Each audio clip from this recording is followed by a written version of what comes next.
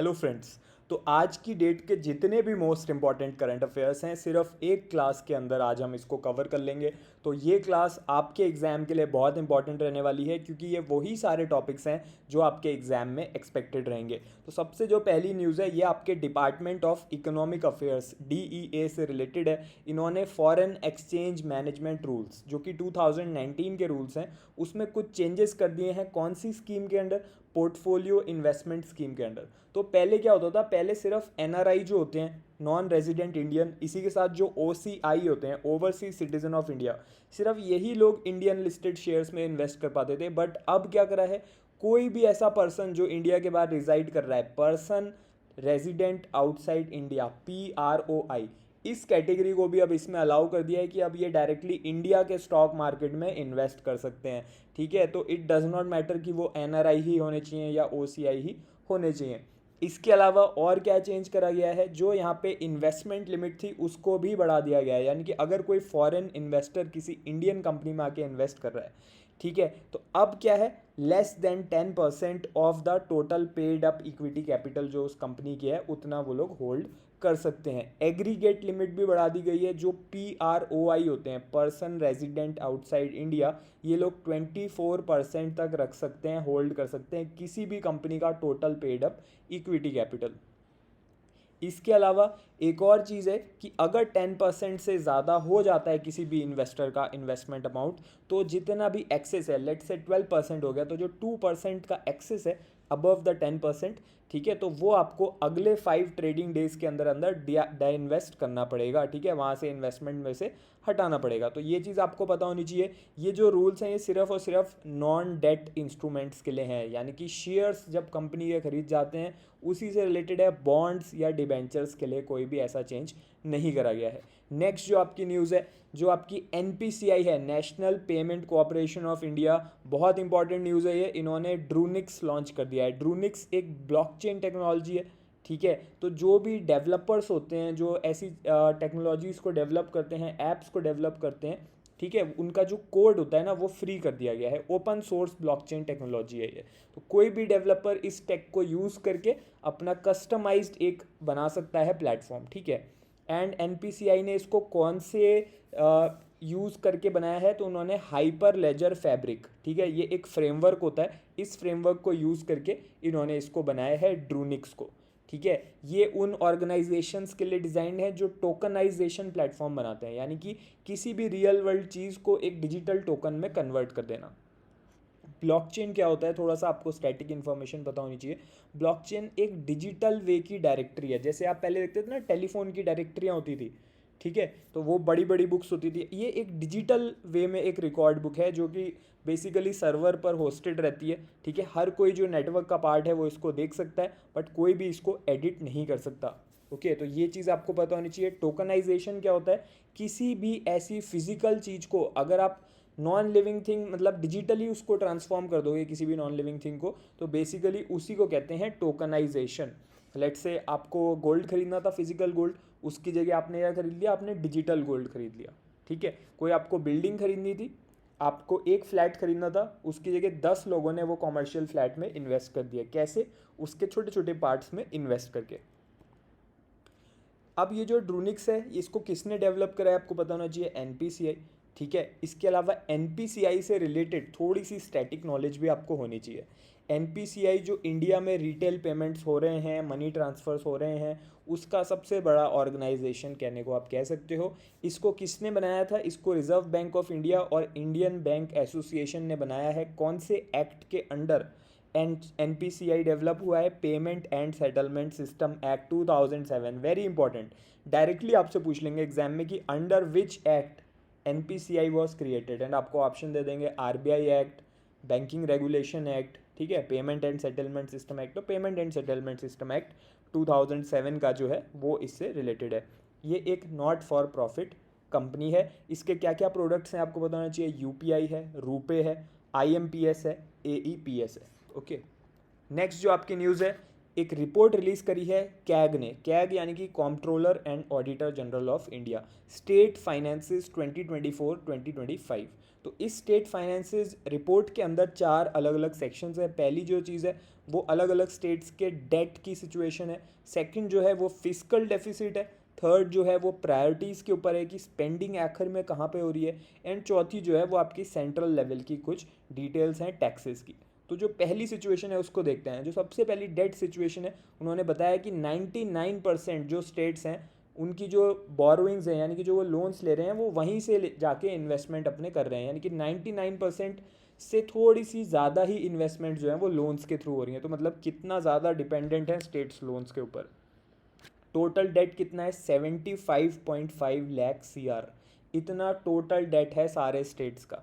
जो कि उनका जो GSDP होता है, ठीक है, स्टेट डोमेस्टिक प्रोडक्ट जो होता है वो 23.27% उसका ये है, इतना डेट। फिजिकल डेफिसिट की अगर हम बात करें, ठीक है, तो एक टारगेट रखा गया था कि 3% से कम होनी चाहिए आपकी फिजिकल डेफिसिट GSDP के किसी भी स्टेट के लिए, ठीक है। बट एक्चुअल में क्या हो रहा है, जितने भी इंडिया के स्टेट्स हैं उसमें से 18 स्टेट्स इस टारगेट को अचीव ही नहीं कर पाए 2024-2025 में। इसके अलावा स्पेंडिंग कैसे हो रही है ये भी आपको पता होना चाहिए। 83.4% जो है वो रिवेन्यू एक्सपेंडिचर हो रहा है। रिवेन्यू मतलब सैलरीज देना, पेंशन्स देना जो एम्प्लॉयज़ रह चुके हैं, इंटरेस्ट देना, इस पे ही सबसे ज़्यादा एक्सपेंडिचर हो जा रहा है स्टेट्स का। कैपिटल की ग्रोथ बहुत ज़्यादा कम हो रही है। इसके अलावा सेंट्रल लेवल के जो टैक्सेस हैं उसमें स्टेट्स जो हैं उनका शेयर बढ़ चुका है। कितना हो चुका है? 31.76। सब्सिडीज़ कितनी है? 8 से लेके 10% तक का जो रिवेन्यू है वो सब्सिडीज़ में ही चला जा रहा है। जैसे आप देखोगे एक पंजाब जो है हमारा स्टेट, वहाँ पर क्या है, इलेक्ट्रिसिटी के कुछ यूनिट्स फ्री हैं, तो वो जो सब्सिडी है उसके कॉस्ट कौन बियर कर रहा है? वो स्टेट बियर कर रहा है। नेक्स्ट जो आपकी न्यूज़ है, 2.13 लाख और हाउसेज को अप्रूवल मिल चुका है PMAYU 2.0 के अंडर, ठीक है। तो ये जो PMAYU है इसका फुल फॉर्म आपको पता होना चाहिए। सबसे पहले तो प्रधानमंत्री Awas Yojana urban 2.0 urban areas के लिए है। तो कितने और हाउसेज इसके अकॉर्डिंग बनेंगे? 2.13 लाख, ठीक है। टोटल सैंक्शंस कितने लोगों को हो चुके हैं? 16 लाख अलग अलग हाउस होल्ड्स के हो चुके हैं। एंड उसमें से 97% जो हाउसेज हैं वो वीमेन को अलॉट करे गए हैं, ठीक है। तो ये जो स्कीम है ये किस चीज़ से रिलेटेड है? जो अर्बन एरियाज़ में जो फैमिलीज़ रह रही हैं उनको हाउसिंग प्रोवाइड करना और अफोर्डेबल वे में प्रोवाइड करना उन लोगों के लिए है जो लोग एक परमानेंट पक्का हाउस अफोर्ड नहीं कर सकते। कौन कौन इसके बेनिफिशियरीज हैं? इकोनॉमिकली वीकर सेक्शन EWS है, इसके अलावा लो इनकम ग्रुप और मिडिल इनकम ग्रुप, ये सब इसके बेनिफिशियरी हैं। इस स्कीम से रिलेटेड 4 अलग अलग वर्टिकल हैं, वो भी आपको पता होना चाहिए। सबसे पहले तो जिन फैमिलीज़ जिनके पास लैंड है एंड वो बिल्ड करना चाहती हैं हाउस को या इम्प्रूव करना चाहती हैं, उनको कंस्ट्रक्शन में हेल्प मिलती है। इसके अलावा अफोर्डेबल हाउसिंग मिलती है, वो लोग स्टेट गवर्नमेंट्स के साथ इसके थ्रू एंड उसी के साथ जो प्राइवेट लेवल के डेवलपर्स होते हैं उनके साथ मिलकर ऐसे अफोर्डेबल प्रोजेक्ट्स बनाते हैं, ठीक है। इसके अलावा रेंटल वे में भी अगर कोई रेंट के थ्रू लेना चाहता है बट बाय नहीं करना चाहता तो वो भी एक ऑप्शन प्रोवाइडेड रहता है। एंड इंटरेस्ट कितना है? इंटरेस्ट रेट पे 4% की सब्सिडी भी है होम लोन्स पे। नेक्स्ट जो आपकी न्यूज़ है यूनियन मिनिस्टर प्रहलाद जोशी से रिलेटेड है। इन्होंने ग्रीन हाइड्रोजन सर्टिफिकेशन पोर्टल जो है उसको लॉन्च कर दिया। ये किस चीज़ के लिए है? ग्रीन हाइड्रोजन का जो सेक्टर है ना उसमें अभी भी ट्रांसपेरेंसी नहीं आ पा रही, तो उस ट्रांसपेरेंसी को लाने के लिए green hydrogen certification portal launch करा गया, ठीक है। ये जो पोर्टल है इसमें पूरा एक फ्रेमवर्क मिला है जिससे क्वालिटी भी मेंटेन रहेगी, अकाउंटेबिलिटी भी मेंटेन रहेगी and properly green hydrogen certification scheme of India जो है उसके अंडर ये आता है। कौन सी मिनिस्ट्री के अंडर है ये भी आपको पता होना चाहिए, ministry of new and renewable energy, ठीक है। तो बेसिकली यहाँ पर क्या स्टैंडर्ड बनाया गया है, क्या यहाँ पे रूल लाया गया है कि जो प्रोडक्शन हो रहा है ग्रीन हाइड्रोजन का उसमें 2 kg या उससे कम कार्बन डाइऑक्साइड जनरेट होनी चाहिए। कितने हाइड्रोजन बनाने के लिए? 1 kg के लिए। अगर 1 kg बन रहा है तो उसमें 2 kg से कम CO2 जनरेट होनी चाहिए, ऐसे याद आप रख सकते हो। इसमें कौन कौन से मेथड्स यूज़ होते हैं बनाने में? इलेक्ट्रोलिसिस होता है और बायोमास कन्वर्जन होता है। किस किस को इसमें सर्टिफिकेशन लेना पड़ेगा? कोई भी ऐसी कंपनी जो गवर्नमेंट की सब्सिडी ले रही है, चाहे स्टेट गवर्नमेंट की, चाहे सेंट्रल गवर्नमेंट की, या कोई इंसेंटिव ले रही है, उसको अब सर्टिफाई होना पड़ेगा, ठीक है। बाकी जो कंपनी नहीं ले रही हैं इस टाइप की हेल्प, वो लोगों के लिए ये ऑप्शनल है, मैंडेटरी नहीं है, ठीक है। ये चीज़ आपको पता होनी चाहिए। नेक्स्ट जो आपकी न्यूज़ है, 381st रिपोर्ट आ चुकी है किस चीज़ की है? पार्लियामेंट्री स्टैंडिंग कमेटी है, education, women, children, youth and sports, इसके ऊपर। किसने चेयर करा इसको? श्री दिग्विजय सिंह जी ने करा था इसको चेयर। ठीक है, तो कौन कौन सी चीज़ों पर यहाँ पर रिपोर्ट दी गई? सबसे पहले तो एग्ज़ाम्स में जो इरेगुलरिटीज़ हो रही हैं और नेशनल टेस्टिंग एजेंसी के जो रिफॉर्म्स हैं। ठीक है, जैसे आपने अभी देखा भी पीछे क्या हुआ था नीट के एग्ज़ाम में, यू ऑल नो। इससे पहले कुछ एसएससी के एग्ज़ाम्स हुए थे, वहाँ पर क्या हुआ था, यू ऑल नो। ठीक है, तो यहाँ पर क्या बनाया जाएगा? जो भी रिफॉर्म्स ज़रूरी हैं यहाँ पर इस सेक्टर में, उसके लिए एक रोड मैप बनाया जाएगा विद प्रॉपर डेडलाइंस कि इस डेडलाइन तक ये चीज़ें अचीव हो जानी चाहिए। जैसे कि जो एग्ज़ाम सेंटर है वहाँ पे जो जो भी एस्पिरेंट्स आ रहे हैं उनका ऑथेंटिकेशन प्रॉपर होना चाहिए। जो टेस्टिंग सेंटर है वो बहुत ज़्यादा सेफ़ एंड साउंड होना चाहिए ताकि किसी भी तरीके का लीक ना हो पाए। ग्रीवेंस जो होती है किसी भी स्टूडेंट को, किसी भी एस्पिरेंट को, ठीक है, या किसी भी टेस्ट टेकिंग इंडिविजुअल को अगर कोई भी ग्रीवेंस है तो उसके लिए आर्टिफिशियल इंटेलिजेंस का यूज़ करा जाएगा। टेस्टिंग जो है वो हाइब्रिड वे में करी जाएगी। काफ़ी सारे फीचर्स यहाँ पर देखे गए हैं। इसके अलावा CUET जो कॉमन यूनिवर्सिटी एंट्रेंस टेस्ट है उसमें भी कुछ इश्यूज़ हैं।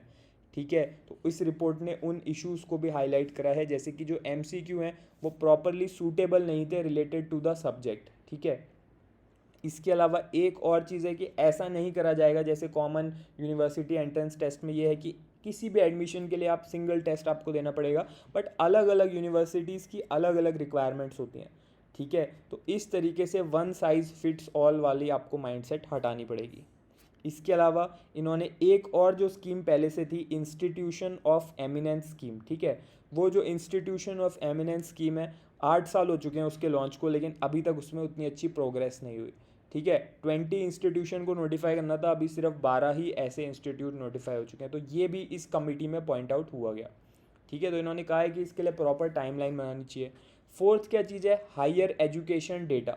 ठीक है, जो ऑल इंडिया सर्वे है हायर एजुकेशन का वो 3 ईयर्स के लिए निकालना था, बट ये एनुअल लेवल का सर्वे होता है। ठीक है, जिसमें पता चलता है कि कितने percentage of the people they are taking the higher education, तो इसके लिए भी एक प्रॉपर टाइमलाइन। तो बेसिकली जो भी डिलेज हो रहे हैं अलग अलग चीज़ों में रिलेटेड टू एजुकेशन, उन सारे डिलेज के लिए एक प्रॉपर टाइमलाइन होनी चाहिए। सबसे पहली चीज़ तो यही रिकमेंड करी गई है, ये चीज़ आपको पता होनी चाहिए। ठीक है, जो आपके Indian institute of information technology हैं, जो IIIT होते हैं, ठीक है, उनको प्रॉपर फंडिंग नहीं मिल पा रही। ठीक है, तो उस फंडिंग को भी जो इनएडिक्वेट अमाउंट है एंड क्यों ऐसा हो रहा है, तो इस चीज़ को भी रिजॉल्व करने का यहाँ पे रिकमेंडेशन दिया गया है। स्टूडेंट इंटरेस्ट सबवेंशन एक ये भी चीज़ होती है। ठीक है, जिस भी स्टूडेंट की अप टू 8 लाख की फैमिली इनकम होती है उन्हें PM विद्या लक्ष्मी स्कीम के अंडर इंटरेस्ट सबवेंशन मिलता है। ठीक है, तो वहाँ पर एक थोड़ा सा फ्लॉ है, तो उस चीज़ के बारे में भी यहाँ पर बात हुई है।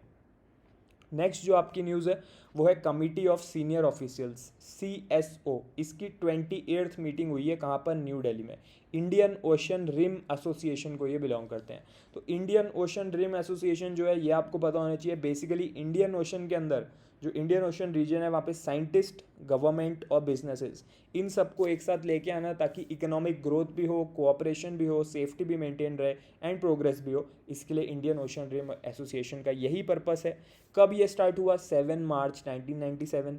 कितने कंट्रीज इसका पार्ट है? देखो, इंडियन ओशन जो है हमें पता है कहाँ पे लोकेटेड है। ठीक है, अब इसके जो मेंबर्स हैं वो 23 मेंबर कंट्रीज़ है। इंडिया तो है ही उसका पार्टनर, एंड इसके अलावा 12 अलग अलग डायलॉग पार्टनर्स भी हैं जो डायरेक्टली इंडियन ओशन से नहीं रिलेटेड है बट इनडायरेक्टली रिलेटेड है। हेडक्वार्टर कहाँ पे है इंडियन ओशन रिम एसोसिएशन का? मॉरिशियस में, एबने में। ठीक है, ये आपको पता होना चाहिए। किशाऊ मल्टीपर्पस डैम, इससे भी आपको पता होना चाहिए इससे रिलेटेड कि 6 अलग अलग इंडिया के स्टेट्स हैं। आपसे एग्जाम में ऐसे पूछ लेगा कितने स्टेट्स हैं जिन्होंने एक एग्रीमेंट बनाया है किशाऊ मल्टीपर्पस डैम के प्रोजेक्ट के लिए, तो 6 स्टेट्स हैं। 6 स्टेट्स के नाम आपको पता होना चाहिए। हिमाचल प्रदेश, उत्तराखंड, दिल्ली, उत्तर प्रदेश, हरियाणा, राजस्थान, ये अपने सब नॉर्थ साइड के हमारे स्टेट्स हैं। ठीक है, कौन सी रिवर के ऊपर ये बनेगा किशाऊ मल्टीपर्पस डैम, ये भी पता होना चाहिए। ये बनेगा टोन्स रिवर के ऊपर जो कि यमुना की एक ब्रांच है। हाइट क्या रहेगी डैम की? 236 मीटर्स इसकी हाइट रहेगी। कितनी कॉस्ट आएगी? 15,000 करोड़ इसका बजट है। ओके, तो बेसिकली सेंट्रल गवर्नमेंट जो है वो 90% कॉस्ट को बियर करेगी एंड बाकी की जो कॉस्ट है 10% वो 6 स्टेट्स आपस में स्टेट गवर्नमेंट्स बांट लेंगी, ठीक है। तो हिमाचल प्रदेश जो है उसने कह दिया है कि हम अपना जो डैम वाटर का पार्ट है वो दिल्ली और राजस्थान को दे देंगे, ठीक है। लेकिन जो दिल्ली और राजस्थान है इसके बदले में क्या करेंगे, वो जो हिमाचल प्रदेश का बिल है जो 10% में हिमाचल प्रदेश को पे करना होगा उसको वो लोग वहाँ पे कवर कर लेंगे। ये एक बार इसको हम मैप के थ्रू भी समझ लेते हैं। तो ये जो है आपकी कहाँ से आ रही है आप देख सकते हो, उत्तराखंड में इसका ओरिजिन हो रहा है टोन्स रिवर का, एंड फिर ये हिमाचल प्रदेश से होते हुए उत्तर प्रदेश की तरफ जा रही है। आजकल एग्जाम्स में एक चीज़ और पूछ लेते हैं, थोड़ी सी स्टैटिक नॉलेज आपको पता होनी चाहिए इससे रिलेटेड। तो जो टोन्स रिवर है उसको तमसा रिवर भी बोलते हैं। 3 स्टेट्स के अंदर ये होके गुजरती है, यूपी, उत्तराखंड और हिमाचल प्रदेश। इस रिवर की लेंथ कितनी है, 327 किलोमीटर। कौन सा बेसिन है, यमुना बेसिन है ये, ठीक है। कौन सी रिवर को ज्वाइन करती है, ये यमुना रिवर को ज्वाइन करती है हमीरपुर के अंदर, ठीक है। एंड जो पीक है, कौन पीक का नाम क्या है जहाँ से ये ओरिजिनेट कर रही है, बंदरपंच पीक, ठीक है। ये भी आपको पता होना चाहिए। नेक्स्ट न्यूज़ के ऊपर चलते हैं। इंडिया की जो research and development investment issue है उसको फ्लैग करा गया। किसने फ्लैग करा उसको, चीफ इकोनॉमिक एडवाइज़र ने। इन्होंने एक वार्निंग दी है कि अगर हम लोग इनोवेशन में इन्वेस्ट नहीं करेंगे तो 2 प्रॉब्लम्स आ जाएंगी। सबसे पहले तो प्रॉफिट्स नहीं आएंगे, ठीक है। अगर कंपनीज अपनी खुद की टेक्नोलॉजी नहीं बनाएंगी, दूसरे पर रिलाई करती रहेंगी, तो धीरे धीरे उनके प्रॉफिट्स कम होते जाएंगे। इसके अलावा ग्लोबल लेवल पे जो उनकी पावर है वो भी कम होती जाएगी इंडिया की, ठीक है। तो इंडिया जो है वो भी स्पेंडिंग उसकी कम है रिसर्च एंड डेवलपमेंट में। तो यही बताया चीफ इकोनॉमिक एडवाइजर ने that we need to increase our spending. जैसे कि साउथ कोरिया का एग्जाम्पल ले लो, इसराइल का एग्जाम्पल ले लो, चाइना का ले लो, तो ये लोग तो लीडर्स हैं, ये लोग बहुत ज़्यादा इन्वेस्टमेंट कर रहे हैं एवरी ईयर, ठीक है। तो हमारी गवर्नमेंट जो है यहाँ पे इन्वेस्टमेंट बढ़ाना चाहिए। इनफैक्ट सिर्फ और सिर्फ गवर्नमेंट्स को ही नहीं, साथ में जो प्राइवेट प्लेयर्स हैं उन्हें भी इसमें ज़्यादा इन्वेस्ट करना पड़ेगा। इंडियन कंपनीज जो हैं वो बहुत ज़्यादा प्रॉफिट पे फोकस करने लगी हैं, जनरेशनल माइंडसेट शिफ्ट हो रहा है। साथ में जैसे कोविड हुआ तो बहुत ज़्यादा फियर रहता है, फियर मॉन्गरिंग रहती है, थोड़ी सी अनसर्टेनिटी बन जाती है, तो वो लोग रिसर्च एंड डेवलपमेंट में उतना ज़्यादा इन्वेस्ट नहीं करते, मार्केटिंग में और चीज़ों में ज़्यादा फोकस करने लगते हैं, ठीक है। तो आगे के लिए क्या स्टेप्स बताएंगे, देखो जब आप डिस्क्रिप्टिव आंसर भी लिखते हो तो वहाँ पे आप अगर इस वे में लिखोगे कि जो क्यों क्या रीजंस हैं जिसकी वजह से कंपनी इन्वेस्ट नहीं कर रही, अदर कंट्रीज़ में क्या स्टेटस है, इसके अलावा क्या आगे के लिए आपको करना चाहिए, क्या हमारे लिए आगे का पाथ है, क्या स्टेप्स लिए जा सकते हैं, इस वे में अगर बताओगे बहुत अच्छे मार्क्स आपको डिस्क्रिप्टिव राइटिंग में भी मिलेंगे, ठीक है। तो लॉन्ग टर्म का थिंक करना पड़ेगा, लोकल मार्केट से ऊपर उठ के सोचना पड़ेगा, एंड जो कंट्रीज़ अभी ऑलरेडी इसमें इन्वेस्ट करके रिसर्च एंड डेवलपमेंट में बड़े प्लेयर्स निकल के आए हैं जैसे कि जापान, साउथ कोरिया, उनसे इंस्पायर होना पड़ेगा। नेक्स्ट जो आपकी न्यूज़ है, केरला के जो सीएम है, ठीक है, कौन है वो पता होना चाहिए, वीडी सतीशन जी। इन्होंने एक नया प्रोग्राम लॉन्च करा, प्रियदर्शिनी। ये किसके लिए है, विमेन के लिए और ट्रांसजेंडर्स के लिए, ठीक है। अब ये लोग फ्री में KSRTC जो वहाँ की स्ट्रेट रोड ट्रांसपोर्टेशन बस है, ठीक है, केरला की, वहाँ पर फ्री में राइड ले सकते हैं, ठीक है। इससे क्या होगा, जितना भी मनी अभी तक उन्होंने कलेक्ट करा है स्टेट गवर्नमेंट जो है वो उस वापस KSRTC को वापस पे कर देगी, जो 800 करोड़ का यहाँ पर इनका बजट रहेगा हर साल का। नेक्स्ट जो आपकी न्यूज़ है हमारी डिफेंस, इंडिया की डिफेंस प्रोडक्शन से रिलेटेड है। Very important figure, 1.78 lakh crore, ठीक है। इतने रिकॉर्ड पर, इतने अमाउंट पर पहुंच चुका है फाइनेंशियल ईयर 2025-2026 में, इतने अमाउंट का डिफेंस प्रोडक्शन करा गया। तो कितनी इसमें ग्रोथ देखने को मिली, 15.6% की ग्रोथ यहाँ पर देखने को मिली। एंड ये दोनों सेक्टर्स में अगर हम कंट्रीब्यूशन देखें तो पब्लिक सेक्टर में जो था 76% रहा टोटल प्रोडक्शन का, जो PSU और डिफेंस की PSU जो होती हैं उनके बेसिस पे। बाकी जो 24% है वो प्राइवेट सेक्टर की साइड से आया, यानी कि प्राइवेट सेक्टर का भी बढ़ चुका। पहले जो था पिछले से पिछले फाइनेंशियल ईयर में वो 22% था, अब 24% हो गया, तो 42,000 CR यहाँ से आया। इसके अलावा डिफेंस के एक्सपोर्ट्स भी हुए, यानी कि अब बाकी कंट्रीज़ में भी इंडिया के डिफेंस प्रोडक्शन की डिमांड है, तो 38,424 CR का यहाँ पे डिफेंस एक्सपोर्ट्स भी रहे हैं। इंडियन आर्मी ने MOU साइन करा है भारती एयरटेल के साथ। इस टेलीकॉम कंपनी के साथ क्यों करा है, ताकि जो कामेंग डिस्ट्रिक्ट है अरुणाचल प्रदेश में, जो आपके नॉर्थ ईस्ट में है, वहाँ पे प्रॉपर मोबाइल और इंटरनेट की सेवा मिल सके। इसके अलावा इंडिया और यूनाइटेड किंगडम, इंडिया और UK के बीच में CEPA, comprehensive economic trade agreement CETA जो है, एंड इसी के साथ agreement on social security contribution, ठीक है, इन दोनों के बारे में ये लोग फोर्स में आ जाएगा, यानी कि इम्प्लीमेंट हो जाएगा कब से, 15 जुलाई 2026 से। तो सेटा बहुत इंपॉर्टेंट है। सेटा कौन से कंट्रीज़ के बीच में हुआ है आपको याद रखना है, इंडिया और यूके के बीच में। तो इसके अंदर बहुत सारे पॉइंट्स हैं जो आपको पता होने चाहिए। जैसे अभी पहले एग्जाम्स में भी पूछ लिया जाता है कि जो सेपा है, अभी पूछा गया था आरबीआई के फेज़ 1 में 2026 में कि सेपा से रिलेटेड ये कौन से कंट्रीज़ के बीच में हुआ। तो सेटा कौन से कंट्रीज़ के बीच में हुआ, इसके अंडर कौन कौन सी कैटेगरीज में बात होगी। सबसे पहले तो ड्यूटी फ्री हो जाएंगी काफ़ी सारी चीज़ें ट्रेड बास्केट के अंदर, ठीक है, 99% इंडिया की जो एक्सपोर्ट्स हैं। फिर इकोनॉमिक लेवल पे क्या इम्पैक्ट रहा, सर्विसेज सेक्टर कैसे एक्सपैंड होगा, अलग अलग सेक्टर्स में, right from sports to toys to jewellery, उसमें क्या क्या बेनिफिट्स हैं, ठीक है, जो लेबर इंटेंसिव इंडस्ट्रीज़ हैं वहाँ पे अपॉर्चुनिटीज़ बढ़ जाएंगी। इसके अलावा जो डबल कंट्रीब्यूशन कन्वेंशन है डीसीसी, इसका जो एग्रीमेंट हुआ है ऑन सोशल सिक्योरिटी, इसमें क्या चेंजेस हैं, एग्जेम्पशन बढ़ चुका है, यानी कि इंडियन जितने भी प्रोफेशनल्स हैं उनका social security contribution exemption period जो है वो 3 साल से बढ़ के हो चुका है 5 ईयर्स तक। डबल टैक्सेशन अब नहीं होगा। जो बेनिफिशियरीज हैं वो कितने रहेंगे, 75,000 इंडियन प्रोफेशनल्स को इससे बेनिफिट होगा, जो 900 कंपनीज से ज़्यादा कंपनीज में एम्प्लॉयड हैं। नेक्स्ट जो आपकी न्यूज़ है ये इंडिया एंड जापान से रिलेटेड है। इन्होंने रूल्स ऑफ इम्प्लीमेंटेशन जो है उनको अडॉप्ट करा है, किस चीज़ के लिए, joint crediting mechanism under article 6.2 Paris agreement जो था ना हमारा 2015 यूएनएफसीसी से रिलेटेड, ठीक है, उसके अंडर यहाँ पर ये रूल्स को अडॉप्ट करा गया है, जिसमें क्या होता है, जो कंट्रीज़ हैं वो आपस में ग्रीन हाउस गैस एमिशन के रिडक्शन को ट्रेड कर सकते हैं ताकि उनका क्लाइमेट टारगेट जो है वो अचीव हो पाए।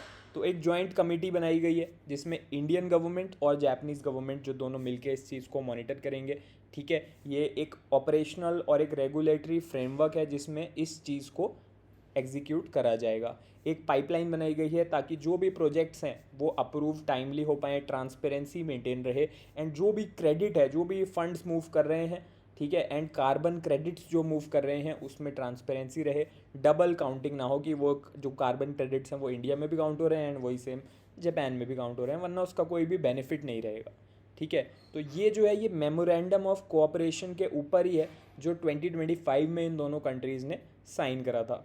आपको पता होना चाहिए थोड़ा सा स्टैटिक कि जो पेरिस एग्रीमेंट है उसका जो आर्टिकल 6.2 है वो क्या कहता है, वो यही कहता है कि जो कंट्रीज़ हैं वो आपस में कोऑपरेट कर सकते हैं अपने जो भी ग्रीन हाउस गैस के एमिशन रिडक्शन है उसको अचीव करने के लिए, आपस में क्रेडिट्स को इंटरचेंज कर सकते हैं। इसको इंटरनेशनली ट्रांसफर्ड मिटिगेशन आउटकम भी बोलते हैं, ठीक है। तो ये एक जॉइंट क्रेडिटिंग मैकेनिज्म है जिसमें जापान जो है वो ऐसी टेक्नोलॉजी इंडिया को प्रोवाइड करेगा जिससे कार्बन जो है, कार्बन एमिशंस कम हो पाए दोनों कंट्रीज़ के।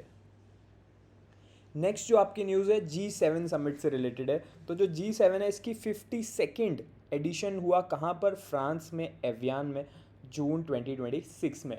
तो इस सेशन का नाम क्या था, forging new partnership and rebuilding international solidarity. किसने एड्रेस करा, पीएम हमारे जो है नरेंद्र मोदी जी, इन्होंने इंडिया का विजन सबके सामने रखा कि हम लोग कैसे वर्ल्ड को और ज़्यादा इंटरकनेक्टेड बना सकते हैं। एंड ग्लोबल पावर शिफ्टिंग जो इस समय चल रही है, जैसे पहले जो यूएस था वो बहुत ज़्यादा डोमिनेट करता था हमारी एशियन बेल्ट को, बट अब क्या है, अब नई इकोनॉमीज़ डेवलप हो रही हैं एंड वो बन के निकल रही हैं न्यू वर्ल्ड लीडर्स, ठीक है। जो ट्रस्ट लेवल था वो कम होता जा रहा है क्योंकि एक तरीके से रिसोर्सेज की भी शॉर्टेज होती जा रही है। तो क्या क्या पॉइंट्स वहाँ पर बताए गए, सबसे पहले तो यही ट्रस्ट डेफिसिट था कि शॉर्टेज ऑफ रिसोर्सेज नहीं हो रहा है, एक्चुअल में शॉर्टेज ऑफ ट्रस्ट हो रहा है।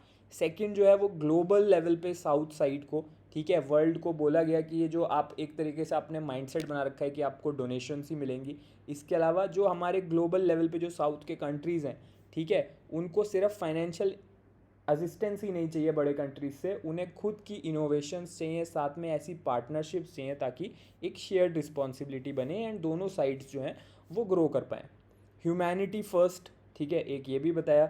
इसको किस वे में प्रेजेंट करा, 2 फिलॉसफीज़ बताई थी, वसुधैव कुटुंबकम एंड इसी के साथ सर्वजन हितै सर्वजन सुखै, ठीक है, ये भी आपको पता होना चाहिए। इंटरनेशनल जो भी लॉज हैं उनको रिस्पेक्ट करना भी कितना इंपॉर्टेंट है वो भी यहाँ पे डिस्कस हुआ। इसके अलावा इंडिया ने अभी तक जो भी अपनी तरफ से इनिशिएटिव्स करे हैं, ठीक है, जो भी इंडिया ने लीड करे हैं, चाहे हम बात कर लें इंटरनेशनल सोलर अलायंस की, ISA की, या फिर हम बात कर लें CDRI की जो कि डिज़ास्टर रेजिलिएंट इंफ्रास्ट्रक्चर से रिलेटेड है, या फिर ग्लोबल लेवल पे जो बायोफ्यूल की अलायंस है, क्योंकि जो बायोफ्यूल्स हैं अब ये latest upcoming they are the next big thing, because आप देख रहे हो कितनी ज़्यादा वेस्ट एशिया क्राइसिस की वजह से there has been the shortage of the petroleum and its products. Okay, तो एक और एनवायरमेंटल कैंपेन भी है, एक पेड़ माँ के नाम, ये भी यहाँ पर हाईलाइट करा गया।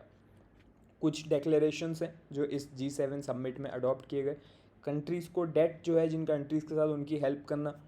सेकंड जो है इबोला आउटब्रेक, ठीक है, जो आपके Republic of Congo and Uganda में है, उसको स्टॉप करने के लिए कंट्रीज़ ने प्रॉमिस करा कि हम लोग साथ में, ठीक है, मिल के आगे इसकी तरफ काम करेंगे।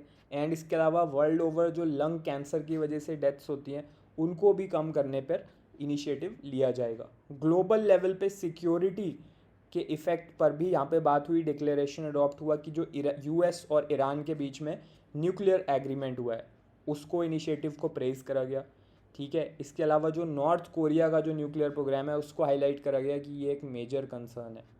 ठीक है, तो इसके लिए भी पुश करा गया कि हमें प्रॉपर बायलेटरल डायलॉग से इसको स्केल डाउन करना पड़ेगा। ह्यूमन स्मगलिंग, ह्यूमन ट्रैफिकर्स और स्मगलिंग नेटवर्क्स, इस पर क्रैकडाउन नेसेसरी है। इसके अलावा ड्रग ट्रैफिकिंग के जो ड्रग स्मगलर्स होते हैं एंड जो इलीगल मनी होता है इससे रिलेटेड, उसको फ्रीज करना भी बहुत इंपॉर्टेंट है। तो ये तो डिक्लेरेशंस थे जो अडॉप्ट हुए, बट G7 जो है इससे रिलेटेड स्टैटिक इन्फॉर्मेशन आपको पता होनी चाहिए। रीसेंट ट्रेंड ही यही है कि आपको न्यूज़ से रिलेटेड स्टैटिक चीज़ें पूछ ली जा रही हैं। तो G7 जो है ग्रुप ऑफ 7 इसको बोलते हैं। ठीक है, ये एक इनफॉर्मल लेवल का ब्लॉक है, डेमोक्रेसीज इसका पार्ट है। कब स्टार्ट हुआ था? 1975 में। ये किस चीज़ के लिए है? ग्लोबल लेवल पे इकोनॉमिक पॉलिसी, सिक्योरिटी और जो भी चैलेंजेस अपकमिंग हैं उनको एड्रेस करने के लिए है। कौन कौन से कंट्रीज़ इसका मेंबर हैं? Canada, France, Germany, Italy, Japan, UK and US। Okay, इसके अलावा जो EU है आपका, यूरोपियन यूनियन, ये नॉन इनोमरेटेड मेंबर है इसका, लेकिन ये हर डिस्कशन में पार्ट लेता है। पहले ये G8 होता था, बट रशिया को इसमें से सस्पेंड कर दिया गया जब उसने क्रीमिया को अनेक्स करा। तो ये एक important, you can say it is a highlight which you should know. India इसका मेंबर नहीं है। बहुत से लोगों को लगता है इंडिया इसका फॉर्मल मेंबर है, but no, India is not a formal member. लेकिन इंडिया जो है एक ग्रोइंग इकॉनमी है, इसकी लीडरशिप अच्छी है ग्लोबल साउथ में, इसलिए इसको इन्वाइट कर लिया जाता है G7 के आउटरीच सेशंस में। तो इस बार India 13th time G7 summit का पार्ट रहा। नेक्स्ट जो आपकी न्यूज़ है ये किससे रिलेटेड है? चेयरपर्सन जो है वो अपॉइंट करे गए हैं एंड मेंबर्स अपॉइंट करे गए हैं नेशनल स्टैटिस्टिकल कमीशन में। किसने अपॉइंट करा है? Appointment committee of the cabinet, ACC ने। So who is the chairperson? Doctor Cyble Chattopadhyay. ठीक है, इनको अपॉइंट करा गया है चेयरपर्सन नेशनल स्टैटिस्टिकल कमीशन का। इससे पहले कौन थे? इनसे पहले थे राजीव लक्ष्मण करंदीकर जी। ठीक है, जो 3 मेंबर्स हैं वो पार्ट टाइम मेंबर्स अपॉइंट करे गए हैं, professor Shubhabrata Das, Shri Satyendra Bahadur Singh ji and doctor Madhavan Mukund ji. तो ये भी आपको पता होना चाहिए। अब नेशनल स्टैटिस्टिकल कमीशन में चेयरपर्सन आ गए, उनके मेंबर्स अपॉइंट कर लिए, बट नेशनल स्टैटिस्टिकल कमीशन है क्या? जितनी भी स्टैटिस्टिकल एक्टिविटीज़ होती हैं इंडिया में उससे रिलेटेड ये एक नोडल बॉडी है। ठीक है, पॉलिसी फॉर्मुलेशन पे काम करती है, कोऑर्डिनेशन पे करती है, क्वालिटी एश्योरेंस पे करती है। 2005 में इसको इस्टेब्लिश करा गया था। ये चीज़ आपको बतानी चाहिए। इसका एक पार्ट टाइम चेयरपर्सन होता है, 4 पार्ट टाइम मेंबर्स होते हैं। ठीक है, एंड जो CEO ऑफ नीति आयोग होते हैं वो इसके एक्स ऑफिशियो मेंबर रहते हैं। ये थे आज के सारे मोस्ट इम्पॉर्टेंट करंट अफेयर्स जो आपके एग्ज़ाम में पूछे जा सकते हैं। इसके अलावा अगर आप RBI ग्रेड बी एग्ज़ाम की तैयारी कर रहे हो या बैंक PO एग्ज़ाम्स की तैयारी कर रहे हो, जैसे कि SBI PO, IBPS PO, RRB PO, तो आप इन कोर्सेज़ को चेकआउट कर सकते हो जाके वेबसाइट पे। इनमें मैं आपको पर्सनली गाइड भी करता हूँ, साथ में कंप्लीट प्रिपरेशन हम लोग कराते हैं। तो अगर आप कंफ्यूज्ड हो कि कैसे प्रिपेयर करना है, हाउ शुड आई प्रिपेयर, तो इसमें आपको कंप्लीट टाइम टेबल भी मैं पर्सनली गाइड करके प्रोवाइड करूँगा एंड साथ में आपको सारी क्लासेस, सारा मटेरियल आपको एक ही जगह पर मिल जाएगा। तो इनका जो लिंक है वो इस वीडियो के पिन कमेंट में गिवन है, वहाँ से जाके चेकआउट कीजिए। एंड अब हम लोग मिलेंगे अगली क्लास में।